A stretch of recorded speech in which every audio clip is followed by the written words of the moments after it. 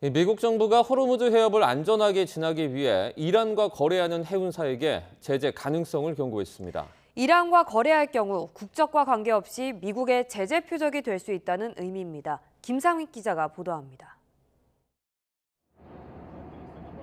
미국은 호르무즈 해협을 안전하게 통과하기 위해 이란에 돈을 지불할 경우 제재를 받을 수 있다고 해운 회사들에게 경고했습니다. 미국 재무부 해외자산통제국 OFAC는 현지 시간 1일 공지문을 통해 안전 통항을 위해 이란 정권에 자금을 지불하거나 공격하지 않겠다는 보장을 요청하면 제재당할 위험이 있다는 주의보를 발령했습니다. 이번 경고는 미국뿐 아니라 외국계 모든 해운사를 대상으로 합니다. OFAC는 제재의 표적이 되는 자금 지급 형태에 대해서는 현금뿐만 아니라 디지털 자산과 현물 지급 등 다양한 거래를 명시했습니다.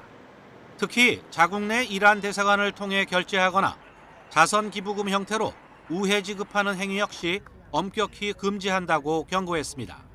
전 세계 석유와 천연가스 교역량의 5분의 1이 통과하는 호르무즈 해협을 사실상 폐쇄한 이란은 자국 해안에 근접한 우회로를 제한하며 선박들의 통행 징수를 추진하고 있습니다. 해운업계는 호르무즈 해협을 통과하기 위해 이란과 거래했다가 미국의 제재를 받을 수 있는 진퇴양난에 몰렸습니다.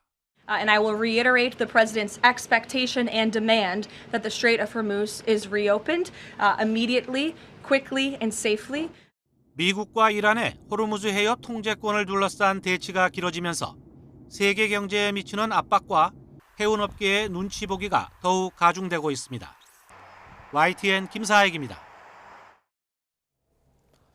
이란이 호르무즈 해협 통행을 재개하고 종전에 먼저 합의한 뒤 핵 문제를 협상하자고 미국 측에 제안했으나 트럼프 미국 대통령이 이를 거부했다고 로이터 통신이 보도했습니다. 로이터 통신은 미국과 이란이 종전에 합의한 이후 이란의 핵 프로그램을 제한하는 회담을 열고 이란은 우라늄 농축 중단에 동의하더라도 평화적 목적의 농축 권리를 미국이 인정할 것을 요구했다고 전했습니다. 트럼프 대통령은 전날 파키스탄을 통해 전달된 이란의 최신 협상안과 관련해서 구체적인 내용은 밝히지 않은 채 만족하지 않는다. 그들은 내가 동의할 수 없는 것들을 요구하고 있다며 거부했습니다. 조현 외교부 장관은 아바스 아라그치 이란 외교장관과 전화 통화를 하고 중동 정세 등을 논의했다고 외교부가 밝혔습니다. 외교부는 이번 통화는 이란 측의 요청으로 이뤄졌으며 양측은 중동 상황 등에 대해 의견을 나눴다고 설명했습니다. 아라그치 장관은 미국과의 협상 상황에 대한 입장을 설명했고 조 장관은 중동 안정이 글로벌 안보와 경제 상황에 미치는 영향을 감안해 평화와 안정이 조속히 회복되길 바란다고 말했습니다. 조 장관은 또한 한국을 포함한 다수 국적 선박이 호르무즈 해협 내에 여전히 정박 중임을 언급하면서 한국 선박을 포함한 모든 선박의 안전한 통항이 재개될 필요가 있다고 강조했습니다. 미국과 이란 간 종전 협상이 진전을 보지 못하면서 전 세계적으로 유가 급등과 공급 불안이 커지고 있습니다. 원유 조달처를 다각화하려는 노력이 심화하는 가운데 미국의 석유업체들은 투자 불가능국으로 평가했던 베네수엘라로도 눈을 돌리고 있고 일본은 호르무즈 해협 봉쇄 후 처음으로 러시아산 원유를 수입했습니다. 김정혜 기자입니다. 미국의 석유업체들이 베네수엘라에 평가팀을 보내 사업 가능성을 타진하고 있다고 월스트리트저널이 보도했습니다. 보도에 따르면 최근 관계자 수십 명이 델시 로드리게스 임시 대통령과도 면담했습니다. 월스트리트저널은 불과 몇 달 전만 해도 미국 석유업체들이 베네수엘라를 투자 불가능국으로 평가했는데 태도가 바뀌었다고 전했습니다. 사실 베네수엘라는 원유 매장량이 세계에서 가장 많습니다. 전 세계 매장량의 20% 정도나 묻혀 있다고 추정됩니다. 다만 점도가 높은 중질유라 정제 비용이 많이 들고 노후화된 시설과 정치적 불안, 경제 제재 등으로 하루 100만 배럴도 생산하지 못해왔습니다. 엑손모빌 등은 2007년 베네수엘라 정부의 에너지 국유화 조치로 자산을 몰수당한 뼈아픈 경험이 있습니다. 그러나 이란 전쟁의 장기화로 국제 유가가 급등하고 공급 차질이 우려되면서 태도 변화를 가져왔다는 분석입니다. 특히 양국 관계 개선과 트럼프 행정부의 독려가 베네수엘라로 눈을 돌리게 했다고 월스트리트저널은 지적했습니다. 대표적인 사례로 마두로 전 베네수엘라 대통령 축출 이후 양국 간 직항 노선이 7년 만에 재개된 점을 들었습니다. The United States remains fully committed to Venezuela's economic recovery. Today, the results speak for themselves. 트럼프 대통령이 해상 장기 봉쇄에 대한 대비를 지시하면서 에너지 기업 총수들과 베네수엘라의 정세와 원유, 해상 운송 여부를 논의한 점도 주목했습니다. 이런 가운데 일본이 호르무즈 봉쇄 후 처음으로 러시아 원유를 수입했습니다. 사할린2 프로젝트를 통해 생산된 원유를 임의 계약 방식으로 계약했는데 이르면 3일 밤 일본에 도착합니다. 일본뿐 아니라 중동 원유 의존도가 높은 아시아 국가들은 현재 상대적으로 저렴하고 수송이 쉬운 러시아산을 주목하고 있습니다.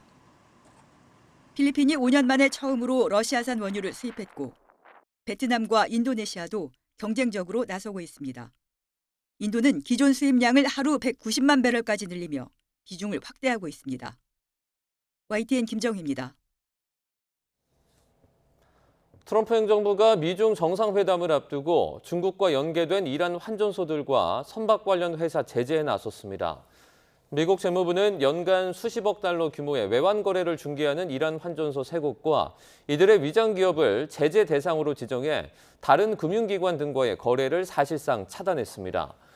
이들 회사는 중국에서 석유와 석유 제품 판매 대금으로 위안화를 들여와 이란과 대리 세력의 군사 자금에 쓰일 수 있는 다른 통화로 바꾸는 역할을 했다고 미 재무부는 밝혔습니다.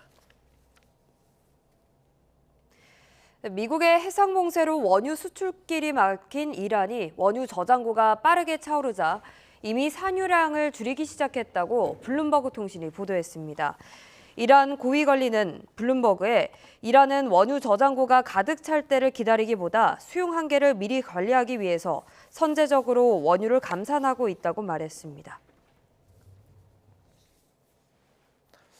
미 국방부가 독일 주둔 미군 5천 명을 1년 안에 철수하겠다고 밝혔습니다.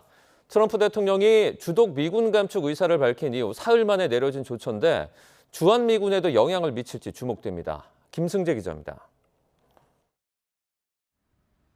독일 주둔 미군은 3만 6천여 명, 일본에 이어 가장 많습니다. 미군 유럽 사령부와 아프리카 사령부의 본부, 그리고 미군 작전의 핵심 거점으로 평가받는 공군 기지도 독일에 있습니다. 그래서 독일 주둔 미군은 2차 세계대전 이후 유럽 안보의 핵심 축 역할을 해왔습니다. 그런데 지난달 29일 트럼프 대통령은 독일 주둔 미군 감축을 검토하겠다고 밝혔습니다. 그리고 사흘 뒤 미 국방부는 독일에서 병력 약 5천 명을 1년 안에 철수하겠다고 밝혔습니다.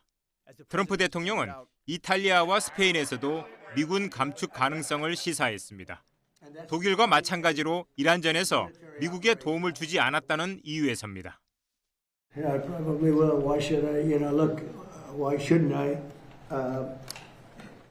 Italy has not been of any help to us, and Spain has been horrible, absolutely horrible. 앞서 트럼프 대통령은 주한미군이 북한을 상대로 한 한국 방어에 기여하고 있는데 한국은 이란 전쟁에서 미국에 도움이 되지 않았다고 불만을 나타낸 적이 있습니다. 또 주한미군 사령관은 미 연방 하원 청문회에서 병력 숫자보다 역량에 초점을 맞추고 있다고 언급하기도 했습니다. 독일 주둔 미군 철수 결정이 약 28,500명 주한미군에도 영향을 미칠 것인지 주목됩니다. YTN 김승재입니다. 독일 정부는 주독미군 감축에 대해서 예상한 일이었다며 앞으로도 미국과 안보 분야에서 긴밀히 협력한다는 입장을 밝혔습니다. 보리스 피스토리우스 독일 국방장관은 DPA 통신에 독일을 포함한 유럽에서 미군 병력 철수는 예상 가능한 일이었다며 유럽인들은 우리 안보에 더 많은 책임을 져야 한다고 말했습니다. 이어서 연방군 병력 증강과 군사장비 조달 등 자국의 재무장을 언급하며 독일은 올바른 길을 가고 있다면서도 유럽, 특히 독일에서 미군 주둔은 우리와 미국의 이익에 부합한다고 강조했습니다. 미 트럼프 대통령의 유럽연합산 자동차에 대한 관세 인상 예고에 대해서 EU 집행위원회는 용납할 수 없다며 강력 대응을 시사했습니다. 미국이 무역 합의를 위반할 경우 이후에 이익 보호를 위해 대응할 수 있다고 경고했습니다. 김현우 기자입니다. 미국과 EU는 지난해 7월 자동차를 포함한 EU산 수입품에 대한 관세율을 15%로 전격 합의했습니다. Agreeing that the tariff straight across for automobiles and everything else will be a straight across tariff of 15%. 하지만 미 트럼프 대통령은 EU가 무역 합의를 준수하지 않고 있다며 불편한 속내를 드러냈고 당장 다음 주부터 승용차와 트럭에 대한 관세를 25%로 인상하겠다고 번복했습니다. 주요 외신들은 트럼프 대통령이 호르무즈 해협으로의 군함 파견 요청 거절에 대한 불편한 심기를 노골적으로 드러낸 것으로 평가했습니다. EU는 강력 대응을 시사했습니다. EU 집행위원회는 트럼프의 주장과 달리 미국과의 무역 합의를 준수하고 있다고 즉각 반박했습니다. 그러면서 미국이 만약 지난해 공동 성명과 일치하지 않는 조처를 한다면 여러 옵션을 열어둘 것이라고 강조했습니다. 가장 강력한 옵션으로는 협정 중단을 꼽을 수 있습니다. 유럽의회는 지난 3월 두 차례 제동이 걸렸던 무역협정을 승인하면서 미국이 합의를 이행하지 않을 경우 유럽의 이익을 보호하기 위한 수정 조항을 추가했습니다. EU 기업을 차별하거나 경제적 강압을 행사한다면 협정을 중단할 수 있다는 내용이 주요 골자입니다. 미국이 EU의 이란전 비협조를 무역 보복 조치로 노골화하면서 이란전 파병을 요청했던 한국과 일본 등 아시아 국가들로 국제사회의 시선이 모아지고 있습니다. YTN 김현우입니다.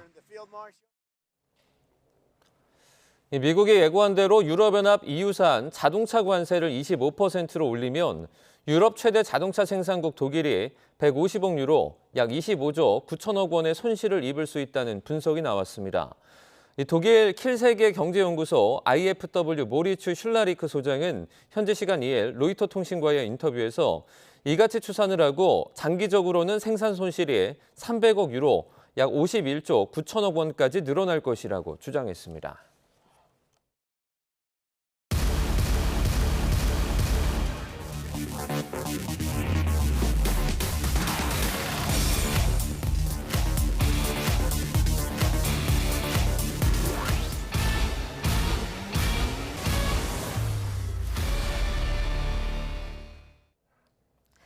석 달째 계속되는 중동 전쟁 탓에 기름값이 크게 오르며 운송업 종사자들의 생계도 큰 위협을 받고 있습니다.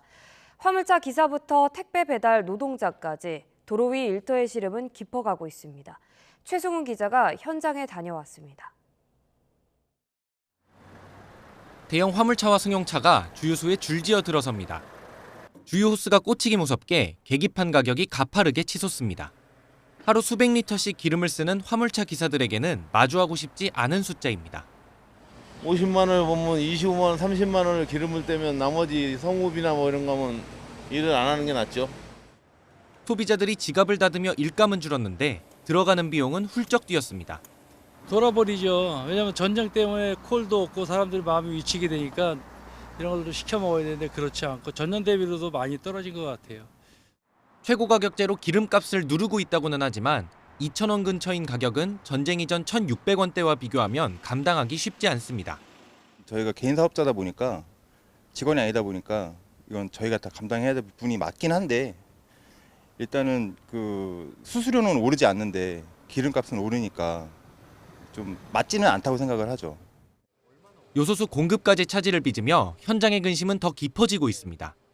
훌쩍 뛴 기름값부터 요소수 대란까지 운송업계 종사자들은 중동 사태의 영향을 온몸으로 체감하고 있습니다. 결국 운임료가 비싸지면 연쇄적으로 마트와 시장에 공급되는 상품 가격에 그대로 반영될 수밖에 없다는 우려도 나옵니다. 도로 위 화물차들의 엔진 소리에는 오늘도 짙은 한숨이 배어 있습니다. YTN 최승훈입니다.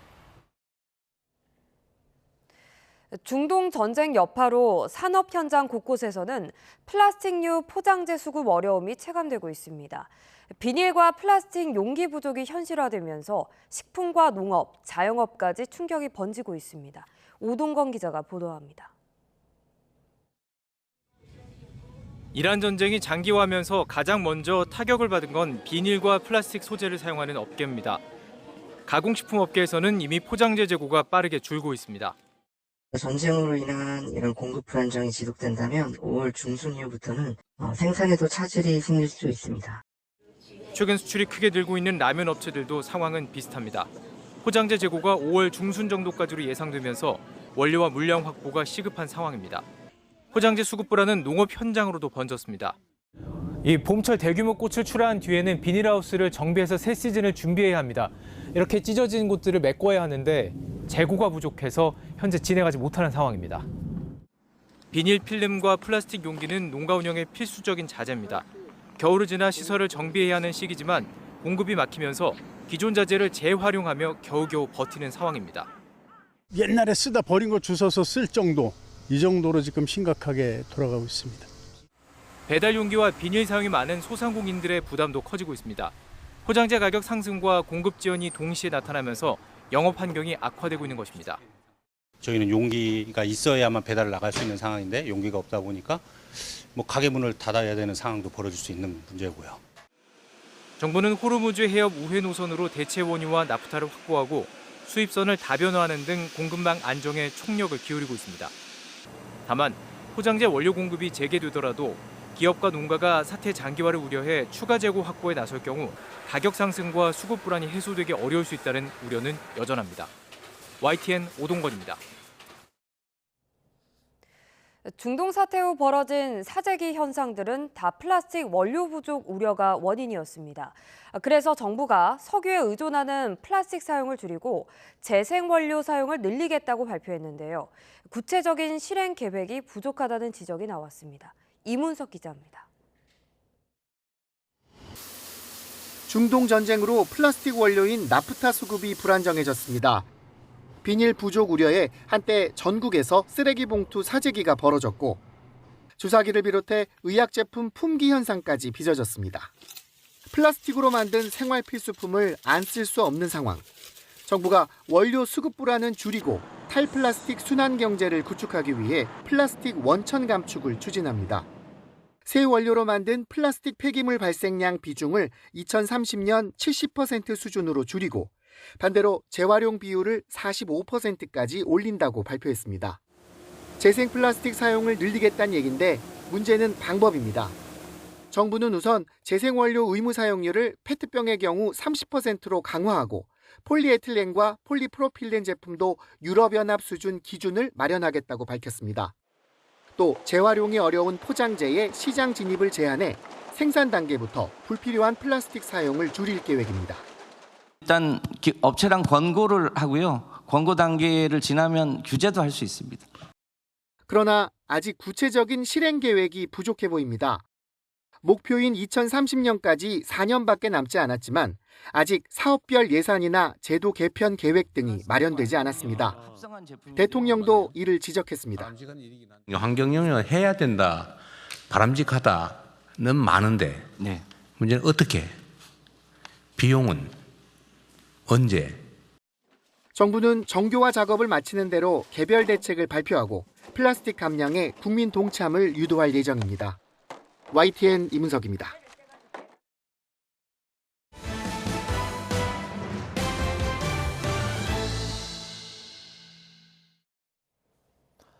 육상 지방선거에 나갈 국민의힘 경기도지사 후보로 양양자 최고위원이 선출됐습니다. 민주당 추미애 후보와 여성 맞대결이 성사됐는데 양양자 후보와 개혁신당 조응천 후보 간의 단일화 여부가 변수로 남아 있습니다. 박홍구 기자입니다. 인물란 속에 선출이 지연되던 국민의힘 경기지사 후보에 양양자 최고위원이 뽑혔습니다. 양 후보는 당원과 일반 국민 여론조사를 합산한 경선에서 함진규 전 의원과 이성배 전 MBC 아나운서를 누르고 후보로 확정됐습니다.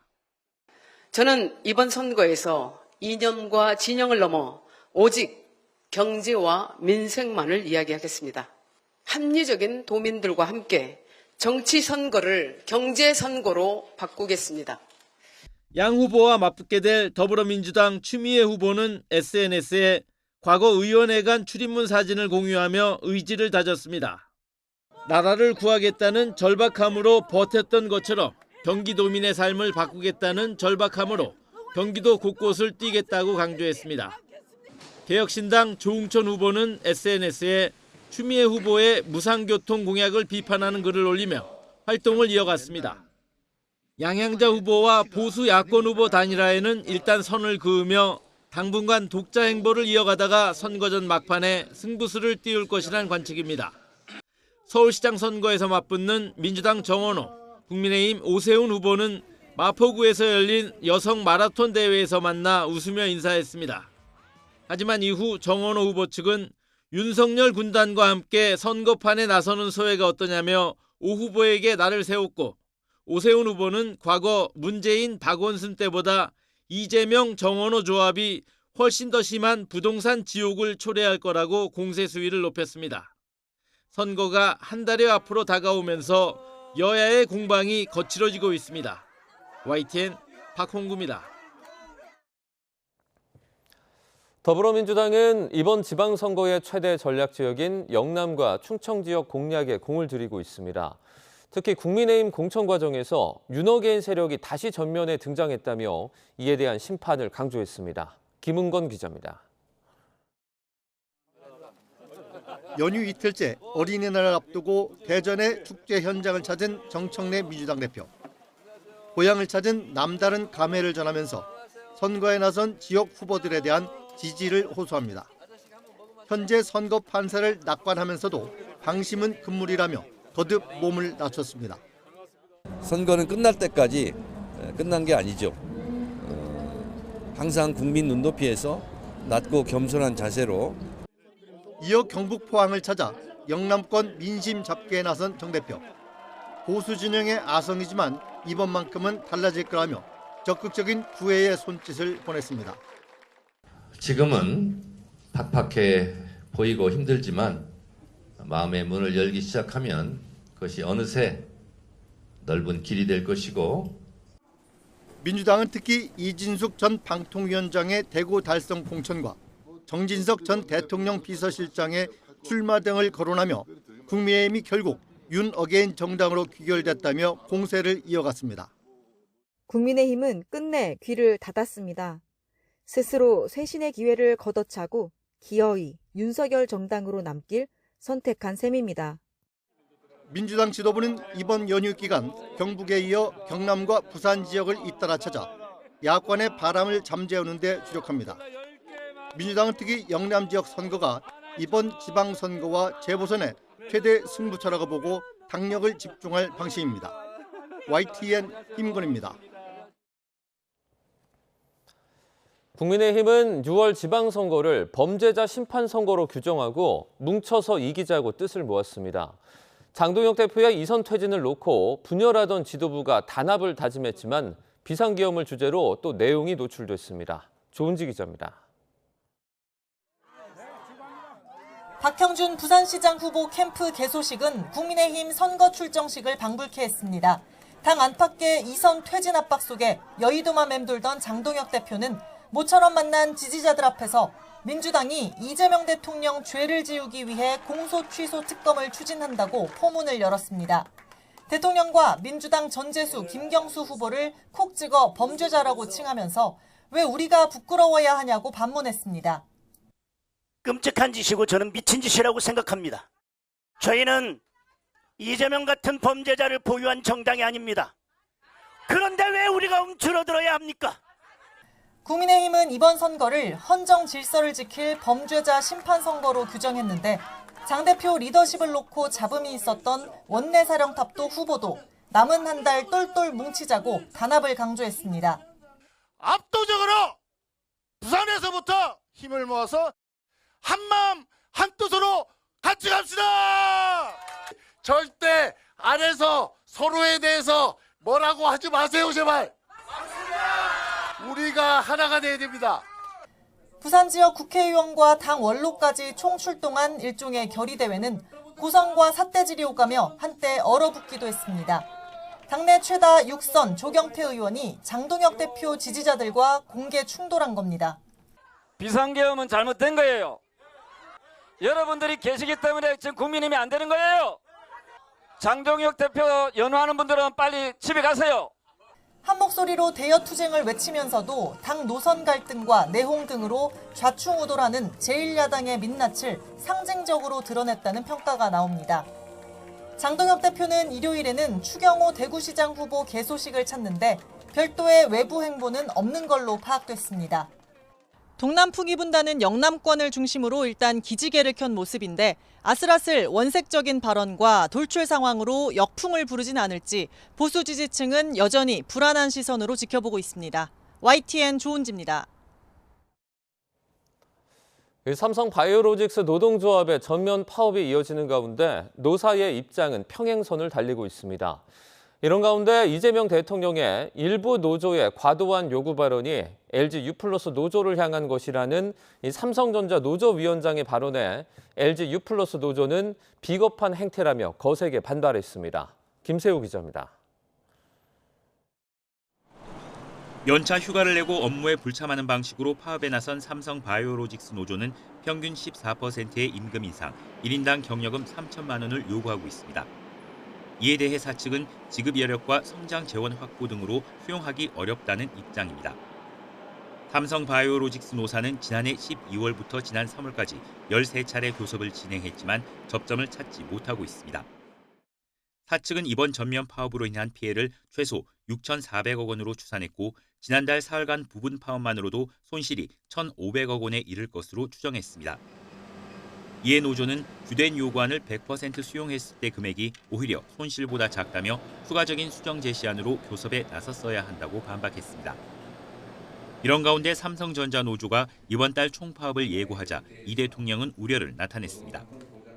자신들만 살겠다고 과도한 요구, 부당한 요구를 해서 우리 국민들로부터 지탄을 받게 되면 해당 노조뿐만이 아니라 다른 노동자들에게도 피해를 입히게 됩니다.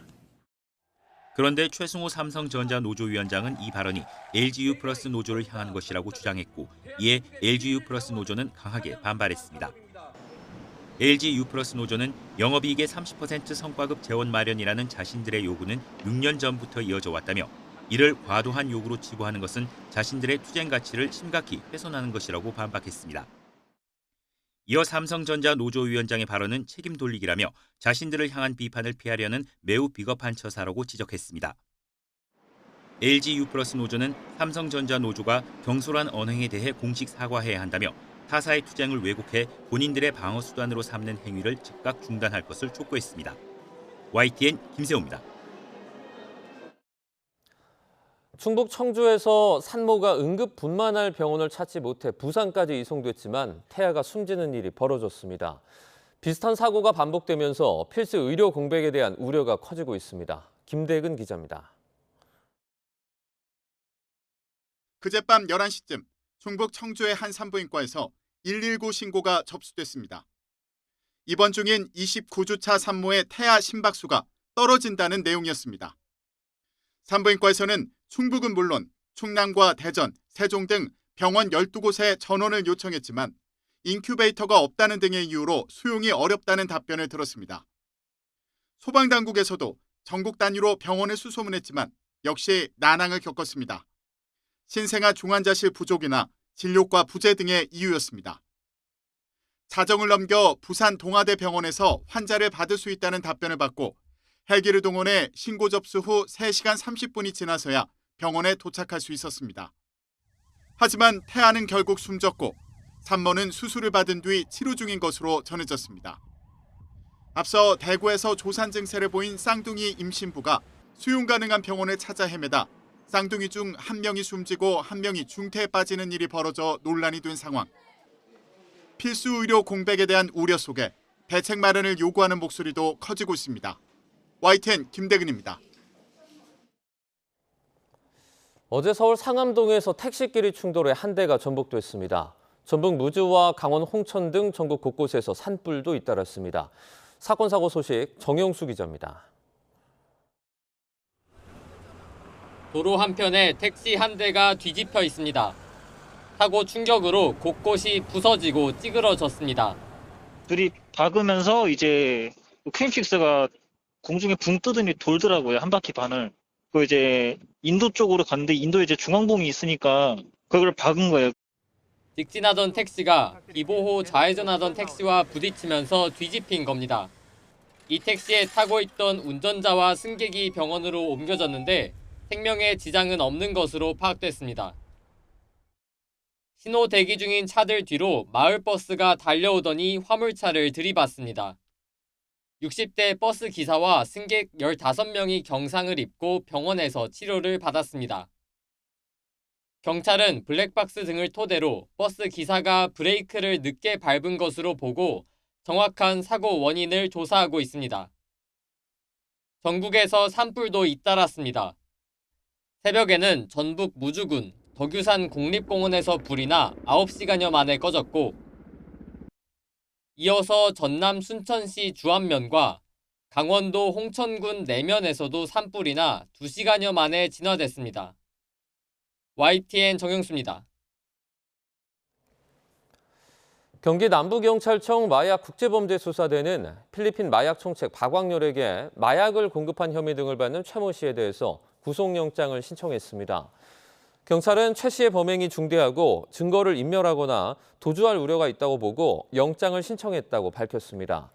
최 씨는 텔레그램에서 청담 또는 청담사장이란 이름으로 활동하며 지난 2019년부터 필로폰 22kg 등 100억 원 상당의 마약류를 국내에 밀반입하거나 유통에 관여한 혐의를 받습니다.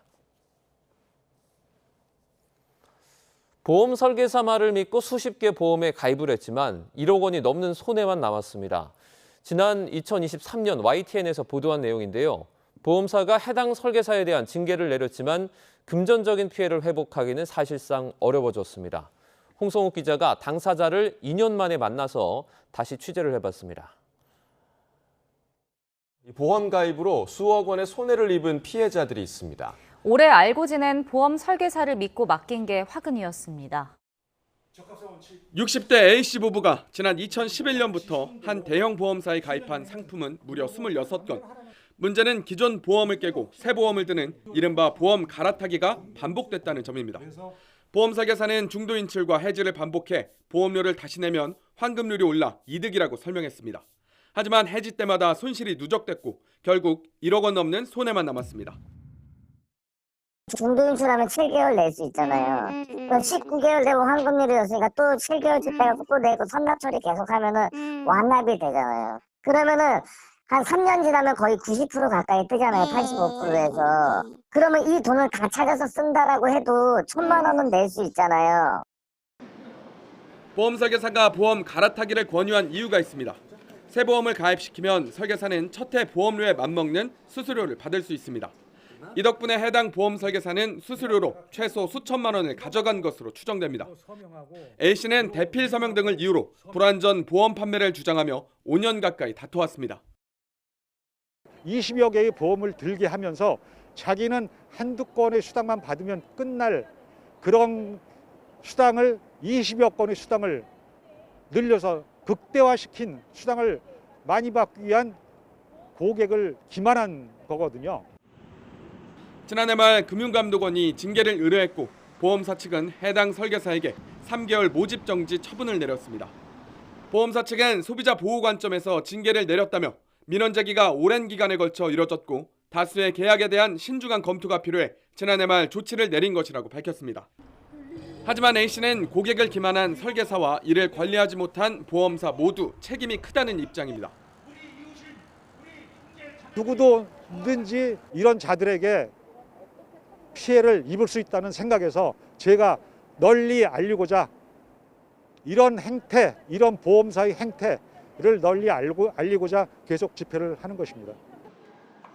전문가들은 보험 해지와 가입 반복은 구조적으로 손해가 발생할 수밖에 없다며 잦은 보험 변경을 권유받을 경우 의도를 의심하고 계약 내용을 확인해야 한다고 강조합니다. YTN 홍서욱입니다.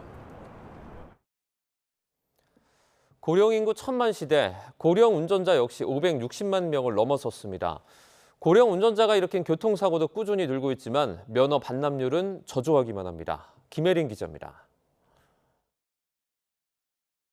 지난 2024년의 마지막 날, 승용차 한 대가 시장 과일 가게 가판대를 휩쓸고 멈춰섰습니다. 1명이 숨지고 11명이 다친 이 사고로 70대 운전자 A씨는 금고형의 집행유예를 선고받았습니다. 치매 진단 받고도 운전한 거 인정하십니까? 지난 1월 서울 종강역 인근에선 70대 택시기사가 보행자와 승용차 등을 잇따라 들이받아 1명이 숨지고 14명이 다쳤습니다. 사고 소리 쿵쿵 쾅 하는 박살나는 소리가 워낙 커가지고요.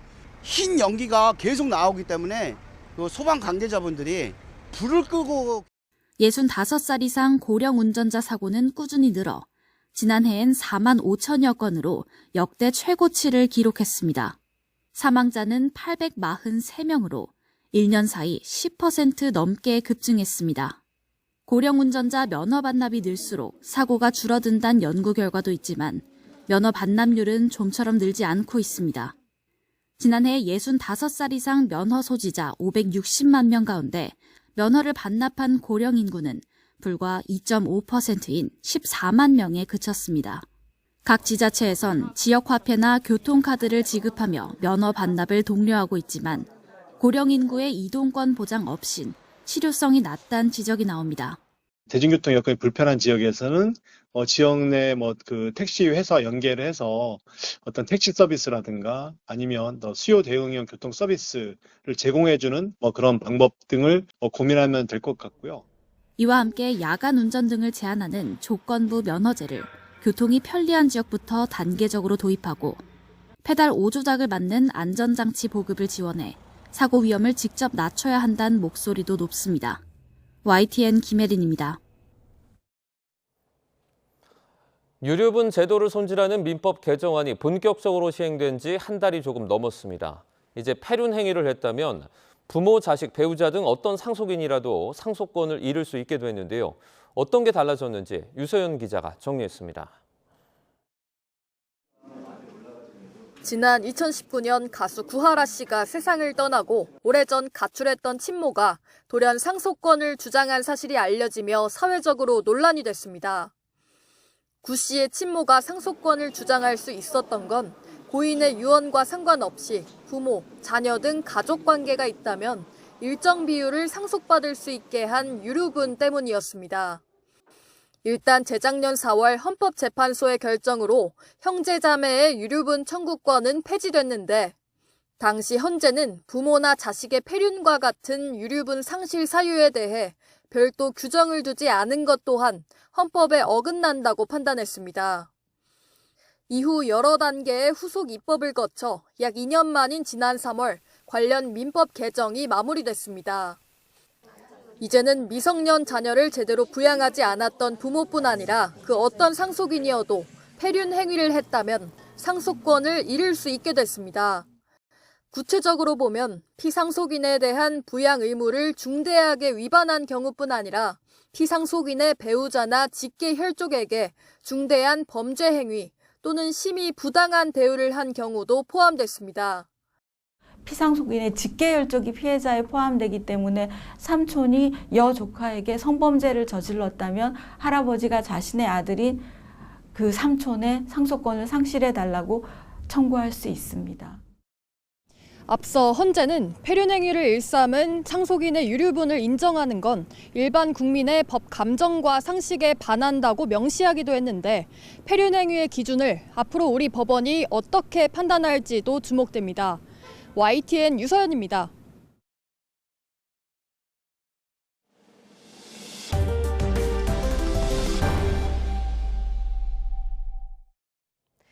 지난해 11월 발사된 우리 군의 5번째 정찰 위성이 애초 계획보다 빠른 전력화 절차를 마쳤습니다. 미국이 대북 정보 공유를 일부 제한한 상황에서 자체 감시 능력의 강화에 속도를 내는 모습입니다. 나혜인 기자입니다. 지난해 11월 미국 민간 기업 스페이스X 발사체에 실려 우주 궤도에 안착한 군 정찰 위성 5호기가 반년 만에 전력화를 마쳤습니다. 실전 운용을 위한 시험 평가 결과 모든 기준을 충족해 애초 계획보다 2달 빨리 군 정보 당국에 인계된 겁니다. 미국이 북한 핵시설 위치를 공개에 거론한 정동영 통일부 장관 발언 등을 문제 삼아 대북 영상정보 공유를 일부 제한한 상황에서 우리 군의 자체 감시 전력 강화에 속도가 붙는 모습입니다. 또 북한의 동향을 면밀히 주시하고 있고 이미 우리는 압도적인 대응 대비 태세를 갖추고 있기 때문에 이로써 2023년 말 1호기 발사로 본격화한 군의 독자 정찰위성 확보 사업 425는 2년여 만에 마무리됐습니다. 정찰위성 5기를 함께 운용하면 북한의 전략시설을 2시간 단위로 정밀 감시할 수 있다는 게 군 당국의 평가입니다. 다만 민간 위성까지 수백 기를 운용하는 미국의 감시 전력을 완벽히 대체하긴 역부족인 게 현실입니다. 미국은 이제 스타트업 위성들까지도 군사용으로 계약해서 보조수단으로 사용을 하고 있죠. 오랫동안 이제 북한에 대한 촬영된 데이터들이 있으니까 정보 분석 능력은 우리보다 훨씬 더 뛰어나죠. 정찰위성을 통한 탐지 능력은 북한의 도발 징후가 있을 때 핵미사일 원점을 선제 타격하기 위한 한국형 삼축 체계의 첫 단축, 킬체인의 핵심 기반입니다. 군은 오는 2030년까지 초소형 위성 40기를 추가로 발사하는 등 독자 전력을 계속 확충한다는 계획입니다. 더 촘촘한 군집 위성 체계로 대북 감시 주기를 30분 안으로 단축한다는 목표를 두고 있습니다. YTN 나인입니다. 올 여름은 시작부터 덥고 극한호우도 잦을 것이라는 예보가 나왔습니다. 이 같은 기후위기형 폭우에 대비하기 위해서 서울시가 지하 깊은 곳에 거대한 물길을 만드는 대심도 빗물터널 사업에 속도를 내고 있습니다. 김진두 기자입니다. 시간당 100mm의 비가 내리면 아무리 배수시설이 잘 돼 있어도 침수를 피할 수 없습니다.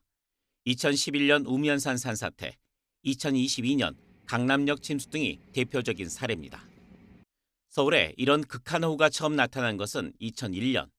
이를 포함해 2000년대에는 2차례에 불과했지만 2010년대에는 3회로 늘었고 2020년대에는 벌써 6차례나 발생했습니다. 과거에는 수십 년에 한 번 올까 말까 했던 시간당 100mm 이상의 극한호우가 이제는 거의 매년 발생하고 있습니다. 온난화로 백인의 포화 수증기량이 늘어나면서 특정 지역에 짧은 시간 물폭탄을 쏟아붓는 기후위기형 폭우가 일상화하고 있는 것입니다.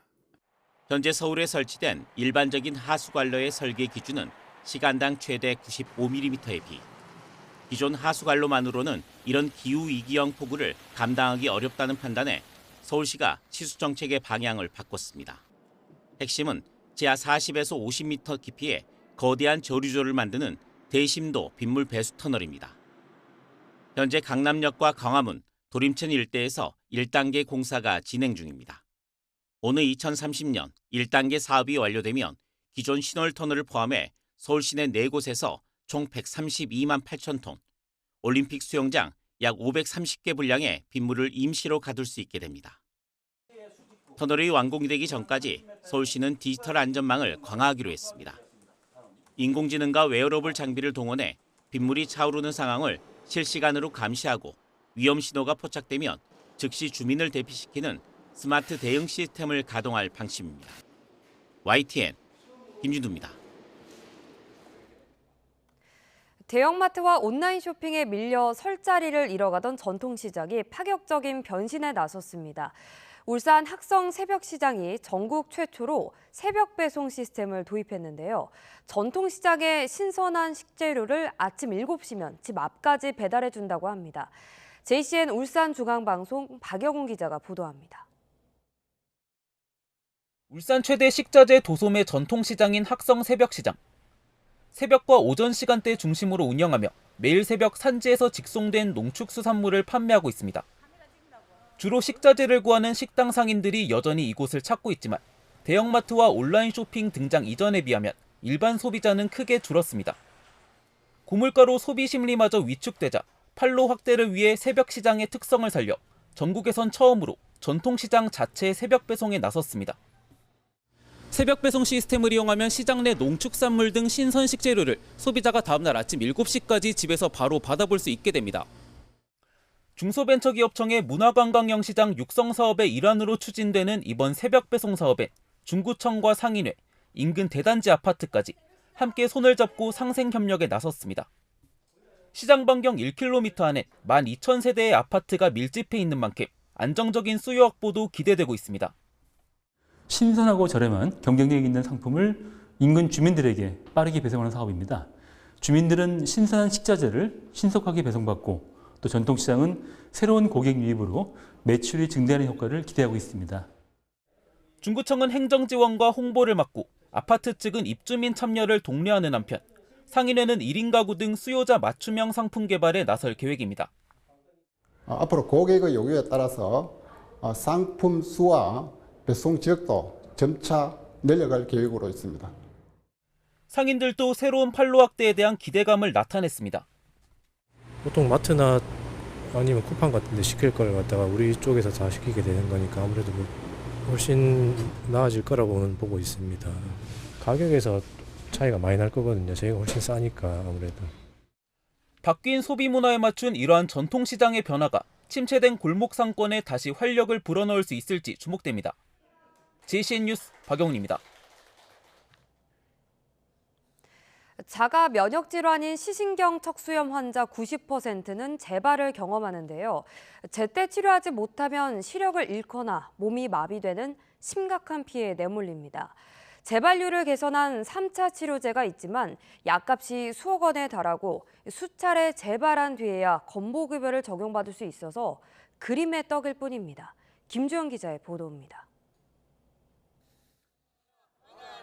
시신경 척수염 환우회 회원들이 건강보험 심사평가원 앞에서 집회를 열었습니다.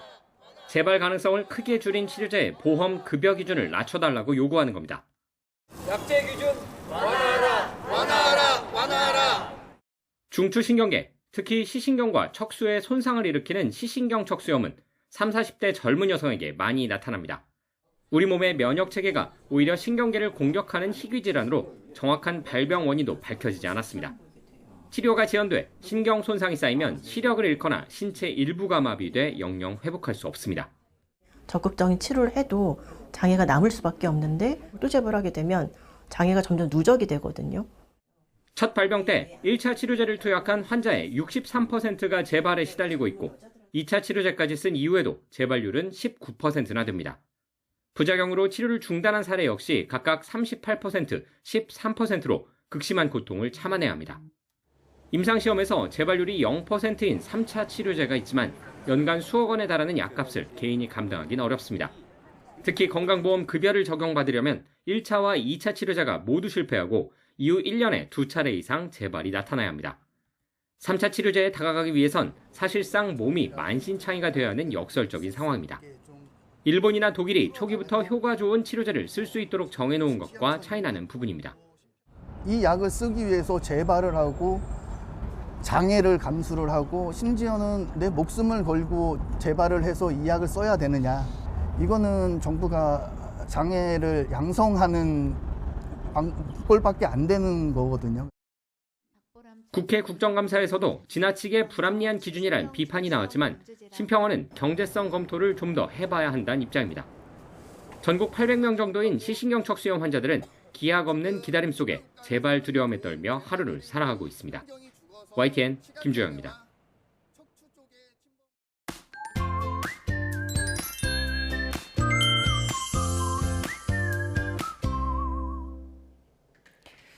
전국에 봄비가 내리고 있습니다. 제주 산간에는 10mm 이상의 다소 강한 비가 오고 있는데요. 내일까지 제주 산간은 60mm 이상, 강원도와 충북 그리고 남해안과 제주도에 최고 40mm, 서울 등 그 밖의 지방은 5에서 30mm 정도의 비가 예상됩니다. 오후까지 남해안과 제주도 그리고 밤부터는 중부지방에 돌풍과 벼락이 예상되니까요. 사고 없도록 유의해 주시길 바랍니다. 또 내일까지 바람도 강하게 불겠습니다.